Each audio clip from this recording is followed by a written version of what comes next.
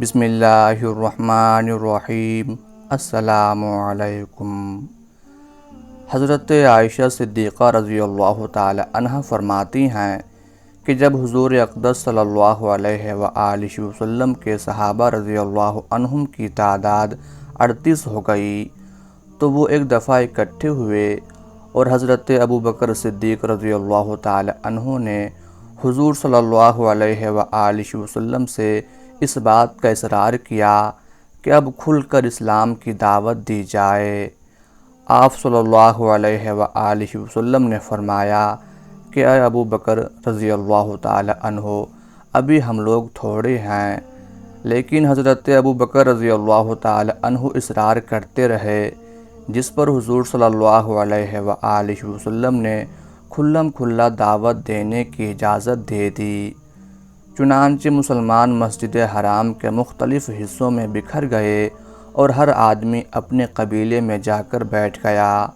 اور حضرت ابوبکر صدیق رضی اللہ تعالی عنہ لوگوں میں بیان کرنے کے لیے کھڑے ہو گئے، اور حضور صلی اللہ علیہ وآلہ وسلم بیٹھے ہوئے تھے۔ حضرت ابوبکر رضی اللہ تعالی عنہ اسلام میں سب سے پہلے بیان کرنے والے ہیں، جنہوں نے اللہ اور اس کے رسول کی طرف کھلم کھلا کھڑے ہو کر دعوت دی۔ مشرکین مکہ نے جب ابوبکر رضی اللہ تعالی عنہ کو کھلم کھلا دعوت اسلام دیتے دیکھا تو ان کا خون کھول اٹھا، اور وہ حضرت ابوبکر رضی اللہ تعالی عنہ اور دیگر مسلمانوں پر ٹوٹ پڑے اور انہیں مارنا پیٹنا شروع کر دیا، اور حضرت ابوبکر رضی اللہ تعالی عنہ کو تو خوب مارا بھی گیا اور پاؤں تلے روندا بھی گیا۔ عتبہ بن ربیعہ فاسق حضرت ابوبکر رضی اللہ تعالی عنہ کے قریب آیا اور اپنے ناپاک جوتے آپ کے مبارک چہرے پر مارنے لگا، اور حضرت ابوبکر رضی اللہ تعالی عنہ کے پیٹ پر کودتا بھی تھا۔ زیادہ مار کھانے کی وجہ سے اتنا ورم آ گیا تھا کہ ان کا چہرہ اور ناک پہچانا نہیں جا رہا تھا۔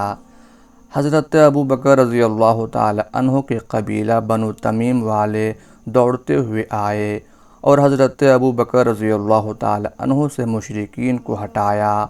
اور ان کو ایک کپڑے میں ڈال کر ان کے گھر لے گئے، اور انہیں حضرت ابوبکر رضی اللہ تعالی عنہ کے مر جانے میں کوئی شک نہیں تھا۔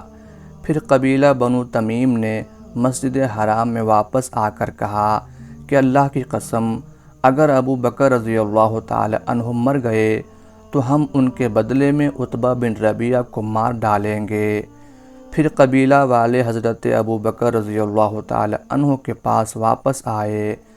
حضرت ابوبکر رضی اللہ تعالی عنہ کے والد ابو قحافہ اور قبیلہ بنو تمیم والے ان سے بات کرنے کی کوشش کرتے رہے، لیکن وہ بے ہوش تھے۔ انہوں نے سارا دن کوئی جواب نہ دیا،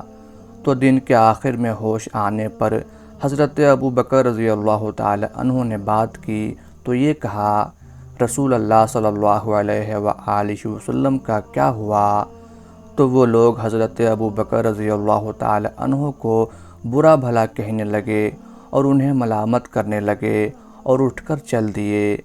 اور ان کی والدہ ام الخیر سے کہہ گئے کہ ان کا دھیان رکھیں اور انہیں کچھ کھلا پلا دیں۔ جب وہ لوگ چلے گئے اور ان کی والدہ اکیلی رہ گئیں تو وہ کھانے پینے کے لیے اصرار کرنے لگیں، مگر حضرت ابوبکر رضی اللہ تعالی عنہ یہی پوچھتے رہے کہ رسول اللہ صلی اللہ علیہ وآلہ وسلم کا کیا ہوا؟ ان کی والدہ نے کہا، اللہ کی قسم،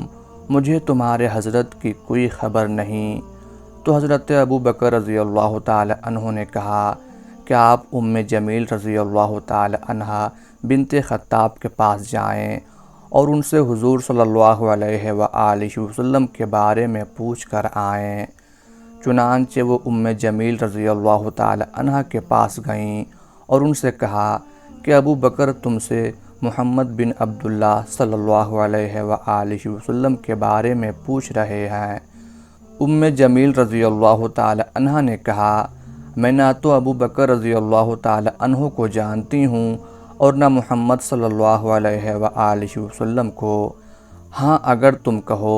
تو میں تمہارے ساتھ تمہارے بیٹے کے پاس چلتی ہوں۔ انہوں نے کہا ٹھیک ہے۔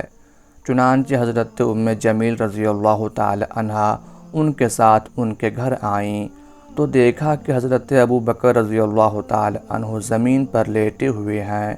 ان میں بیٹھنے کی بھی سکت نہیں ہے اور سخت بیمار ہیں۔ حضرت ام جمیل رضی اللہ تعالی عنہا ان کے قریب جا کر زور زور سے رونے لگیں اور انہوں نے کہا کہ اللہ کی قسم،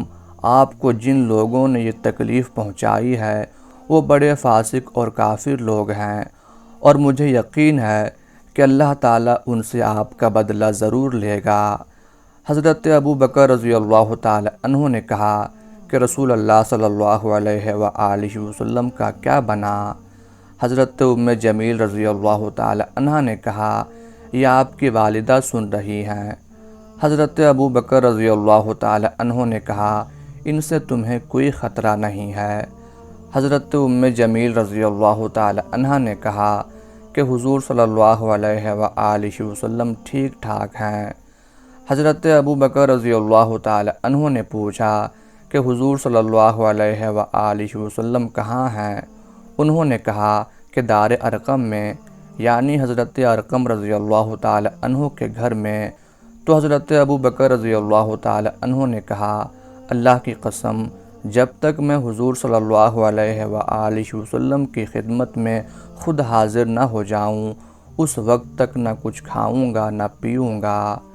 حضرت ام الخیر رضی اللہ تعالی عنہا اور حضرت ام جمیل رضی اللہ تعالی عنہا دونوں ٹھہری رہیں یہاں تک کہ کافی رات ہو گئی اور لوگوں کا چلنا پھرنا بند ہو گیا۔ پھر یہ دونوں حضرت ابوبکر رضی اللہ تعالی عنہ کو سہارا دیتے ہوئے لے کر چلیں یہاں تک کہ حضور صلی اللہ علیہ وآلہ وسلم کی خدمت میں پہنچ گئیں۔ حضور صلی اللہ علیہ وآلہ وسلم حضرت ابوبکر رضی اللہ تعالی عنہ کو دیکھ کر ان پر جھک گئے اور ان کا بوسہ لیا، اور سارے مسلمان بھی ان پر جھک گئے اور ان کی طرف متوجہ ہو گئے، اور ان کی یہ حالت دیکھ کر حضور صلی اللہ علیہ وآلہ وسلم پر انتہائی رقت طاری ہو گئی۔ حضرت ابوبکر رضی اللہ تعالی عنہ نے کہا یا رسول اللہ صلی اللہ علیہ وآلہ وسلم، میرے ماں باپ آپ پر قربان ہوں، مجھے اور تو کوئی تکلیف نہیں ہے، بس اس فاسق نے میرے چہرے کو بڑی تکلیف پہنچائی ہے، اور یہ میری والدہ ہیں جو اپنے بیٹے کے ساتھ اچھا سلوک کرتی ہیں، اور آپ بہت برکت والے ہیں۔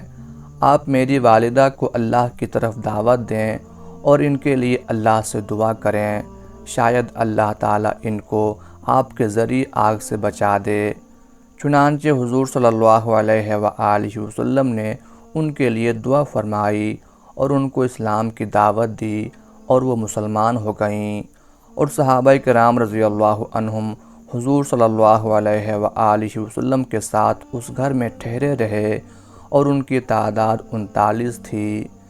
جس دن حضرت ابوبکر رضی اللہ تعالی عنہ کو مارا گیا اسی دن حضرت امیر حمزہ رضی اللہ تعالی عنہ مسلمان ہوئے تھے، اور حضور صلی اللہ علیہ وآلہ وسلم نے حضرت عمر بن خطاب رضی اللہ تعالی عنہ اور ابو جہل بن ہشام کی ہدایت کے لیے دعا مانگی تھی، جو حضرت عمر رضی اللہ تعالی عنہ کے حق میں قبول ہوئی۔ آپ نے بدھ کے دن دعا کی تھی، اور حضرت عمر رضی اللہ تعالی عنہ جمعرات کو مسلمان ہوئے تھے۔ ان کے مسلمان ہونے پر حضور صلی اللہ علیہ وآلہ وسلم اور گھر میں موجود صحابہ کرام رضی اللہ عنہم نے اس زور سے اللہ اکبر کہا کہ جس کی آواز مکہ کے اوپر والے حصے میں بھی سنائی دی۔ حضرت ارقم رضی اللہ تعالی عنہ کے والد نابینا کافر تھے، وہ یہ کہتے ہوئے باہر آئے کہ اللہ میرے بیٹے اور اپنے چھوٹے سے غلام ارقم کی مغفرت فرما، کیونکہ وہ کافر ہو گیا، یعنی انہوں نے اسلام کا نیا دین اختیار کر لیا ہے۔ حضرت عمر رضی اللہ تعالی عنہ نے کھڑے ہو کر کہا یا رسول اللہ صلی اللہ علیہ وآلہ وسلم، ہم اپنا دین کیوں چھپائیں جبکہ ہم حق پر ہیں، اور ان کافروں کا دین کھلم کھلا ظاہر ہو جبکہ وہ ناحق پر ہیں۔ آپ صلی اللہ علیہ وآلہ وسلم نے فرمایا، اے عمر، ہم تھوڑے ہیں، ہمیں جو تکلیف اٹھانی پڑی ہے وہ تم نے دیکھ ہی لی ہے۔ حضرت عمر رضی اللہ تعالی عنہ نے کہا، اس ذات کی قسم جس نے آپ کو حق دے کر بھیجا ہے، میں جتنی مجلسوں میں کفر کی حالت میں بیٹھا ہوں، میں ان تمام مجلسوں میں جا کر ایمان کو ظاہر کروں گا۔ چنانچہ وہ دار ارقم سے باہر نکلے اور بیت اللہ کا طواف کیا، پھر قریش کے پاس سے گزرے جو ان کا انتظار کر رہے تھے۔ ابو جہل بن ہشام نے دیکھتے ہی کہا، فلاں آدمی کہہ رہا تھا کہ تم بے دین ہو گئے ہو۔ حضرت عمر رضی اللہ تعالی عنہ نے فرمایا، اشہد ان لا الہ الا اللہ وحدہ لا شریک لہ وان محمدا عبدہ ورسولہ۔ مشرکین یہ سن کر حضرت عمر رضی اللہ تعالی عنہ کی طرف جھپٹے۔ حضرت عمر رضی اللہ تعالی عنہ نے حملہ کر کے عتبہ کو نیچے گرا لیا اور اس پر گھٹنے ٹیک کر بیٹھ گئے اور اسے مارنے لگے اور اپنی انگلی اس کی دونوں آنکھوں میں ٹھونس دی۔ عتبہ چیخنے لگا، لوگ پرے ہٹ گئے۔ پھر حضرت عمر رضی اللہ تعالی عنہ کھڑے ہو گئے۔ جب بھی کوئی سورما آپ کے قریب آنے لگتا تو آپ قریب آنے والوں میں سب سے زیادہ باعزت آدمی کو پکڑ لیتے اور اس کی خوب پٹائی کرتے، یہاں تک کہ سب لوگ حضرت عمر رضی اللہ تعالی عنہ سے عاجز آ گئے اور وہ جن مجلسوں میں بیٹھا کرتے تھے ان تمام مجلسوں میں جا کر انہوں نے ایمان کا اعلان کیا اور یوں کفار پر غالب آ کر حضور صلی اللہ علیہ وآلہ وسلم کی خدمت میں واپس آئے اور عرض کیا کہ میرے ماں باپ آپ پر قربان ہوں، اب آپ کے لیے کوئی خطرہ نہیں ہے۔ اللہ کی قسم، میں جتنی مجلسوں میں حالت کفر میں بیٹھا کرتا تھا، میں ان تمام مجلسوں میں جا کر بے خوف و خطر اپنے ایمان کا اعلان کر کے آیا ہوں۔ پھر حضور صلی اللہ علیہ وآلہ وسلم باہر تشریف لائے اور آپ کے آگے آگے حضرت عمر رضی اللہ تعالی عنہ اور حضرت امیر حمزہ رضی اللہ تعالی عنہ تھے، یہاں تک کہ آپ نے بیت اللہ کا طواف کیا اور اطمینان سے ظہر کی نماز ادا فرمائی۔ پھر حضرت عمر رضی اللہ تعالی عنہ کے ہمراہ دار ارقم واپس تشریف لائے۔ اس کے بعد حضرت عمر رضی اللہ تعالی عنہ اکیلے واپس چلے گئے اور ان کے بعد حضور صلی اللہ علیہ وآلہ وسلم بھی واپس تشریف لے گئے۔ حضرت عائشہ رضی اللہ تعالی عنہ فرماتی ہیں کہ جب سے میں نے ہوش سنبھالا اپنے والدین کو اسی دین اسلام پر پایا اور روزانہ حضور صلی اللہ علیہ وآلہ وسلم صبح اور شام دونوں وقت ہمارے ہاں تشریف لایا کرتے تھے۔ جب مسلمانوں پر بہت زیادہ ظلم ہونے لگا تو حضرت ابو بکر رضی اللہ تعالی عنہ سرزمین حبشہ کی طرف ہجرت کرنے کے ارادے سے چل پڑے۔ جب آپ برق الغمات پہنچے تو وہاں قبیلہ قارہ کے سردار ابن دغنہ سے ملاقات ہوئی۔ اس نے پوچھا، اے ابو بکر رضی اللہ تعالی عنہ، کہاں کا ارادہ ہے؟ حضرت ابو بکر رضی اللہ تعالی عنہ نے کہا، مجھے میری قوم نے نکال دیا ہے، اب میرا ارادہ ہے کہ میں زمین کی سیاحت کروں اور اپنے رب کی عبادت کروں۔ ابن دغنہ نے کہا، تمہارے جیسے آدمی کو نہ خود نکلنا چاہیے اور نہ اس کو نکالنا چاہیے، کیونکہ تم نایاب چیزیں حاصل کر کے لوگوں کو دیتے ہو اور صلہ رحمی کرتے ہو، ضرورت مندوں کا بوجھ اٹھاتے ہو اور مہمان نوازی کرتے ہو اور مصائب میں مدد کرتے ہو۔ میں تمہیں پناہ دیتا ہوں، تم واپس چلو اور اپنے شہر میں اپنے رب کی عبادت کرو۔ چنانچہ حضرت ابو بکر رضی اللہ تعالی عنہ واپس آ گئے اور ابن دغنہ بھی آپ کے ساتھ آیا، اور شام کے وقت ابن دغنہ نے قریش کے سرداروں کے پاس چکر لگایا اور ان سے کہا کہ ابو بکر جیسے آدمی کو نہ خود مکہ سے جانا چاہیے اور نہ کسی کو ان کو نکالنا چاہیے۔ کیا تم ایسے آدمی کو نکالتے ہو جو نایاب چیزیں حاصل کر کے لوگوں کو دیتا ہے اور صلہ رحمی کرتا ہے اور ضرورت مندوں کا بوجھ اٹھاتا ہے اور مہمان نوازی کرتا ہے اور مصائب میں مدد کرتا ہے؟ قریش ابن دغنہ کے پناہ دینے کا انکار نہ کر سکے اور انہوں نے ابن دغنہ سے کہا کہ ابو بکر رضی اللہ تعالی عنہ سے کہہ دو کہ وہ اپنے رب کی عبادت اپنے گھر میں کریں، وہاں ہی نماز پڑھا کریں اور وہاں جتنا چاہیں قرآن مجید پڑھیں اور علل اعلان عبادت کر کے اور بلند آواز سے قرآن پڑھ کر ہمیں تکلیف نہ پہنچائیں، کیونکہ ہمیں ڈر ہے کہ وہ ہماری عورتوں اور بچوں کو فتنہ میں ڈال دیں گے۔ ابن دغنہ نے یہ بات حضرت ابو بکر رضی اللہ تعالی عنہ کو کہہ دی۔ کچھ عرصہ تک تو حضرت ابو بکر رضی اللہ تعالی عنہ ایسا ہی کرتے رہے کہ اپنے گھر میں ہی اپنے رب کی عبادت کرتے اور اپنی نماز میں آواز اونچی نہ کرتے اور اپنے گھر کے علاوہ کہیں بھی اونچی آواز سے قرآن نہ پڑھتے۔ پھر حضرت ابو بکر رضی اللہ تعالی عنہ کو خیال آیا تو انہوں نے اپنے گھر کے صحن میں ایک مسجد بنا لی اور اس میں نماز پڑھنے لگے اور قرآن اونچی آواز سے پڑھنے لگے تو مشرکوں کی عورتیں اور بچے حضرت ابو بکر رضی اللہ تعالی عنہ پر ٹوٹ پڑے۔ وہ انہیں دیکھ دیکھ کر حیران ہوتے، کیونکہ حضرت ابو بکر رضی اللہ تعالی عنہ بہت زیادہ رونے والے آدمی تھے۔ جب وہ قرآن پڑھا کرتے تو انہیں اپنی آنکھوں پر قابو نہ رہتا اور بے اختیار رونے لگ جاتے، تو اس سے قریش کے مشرک سردار گھبرا گئے۔ انہوں نے ابن دغنہ کے پاس آدمی بھیجا، چنانچہ ابن دغنہ ان کے پاس آئے تو مشرکین قریش نے ان سے کہا، ہم نے ابو بکر رضی اللہ تعالی عنہ کو اس شرط پر تمہاری پناہ میں دیا تھا کہ وہ اپنے گھر میں اپنے رب کی عبادت کریں گے، لیکن انہوں نے اس شرط کی خلاف ورزی کی ہے اور اپنے گھر کے صحن میں ایک مسجد بنا لی ہے جس میں علل اعلان نماز پڑھتے ہیں اور قرآن اونچی آواز سے پڑھتے ہیں۔ ہمیں ڈر ہے کہ وہ ہماری عورتوں اور بچوں کو فتنہ میں ڈال دیں گے۔ آپ ان کو ایسا کرنے سے روک دیں۔ اگر وہ اپنے گھر میں اپنے رب کی عبادت کرنا چاہیں تو ٹھیک ہے، اور اگر وہ علل اعلان سب کے سامنے عبادت کرنے پر مصر ہوں تو آپ ان سے کہیں کہ وہ آپ کی پناہ آپ کو واپس کر دیں، کیونکہ ہم نہیں چاہتے کہ ہم آپ کے عہد کو توڑیں،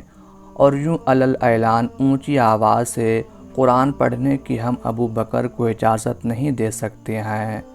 حضرت عائشہ رضی اللہ تعالی عنہ فرماتی ہیں کہ ابن دغنہ حضرت ابو بکر رضی اللہ تعالی عنہ کے پاس آئے اور ان سے کہا کہ جس شرط پر میں نے تم کو اپنی پناہ میں لیا تھا وہ شرط تمہیں معلوم ہے، یا تو آپ وہ شرط پوری کریں یا میری پناہ مجھے واپس کر دیں، کیونکہ میں یہ نہیں چاہتا کہ عرب کے لوگ یہ سنیں کہ میں نے جس آدمی کو پناہ دی تھی وہ پناہ توڑ دی گئی۔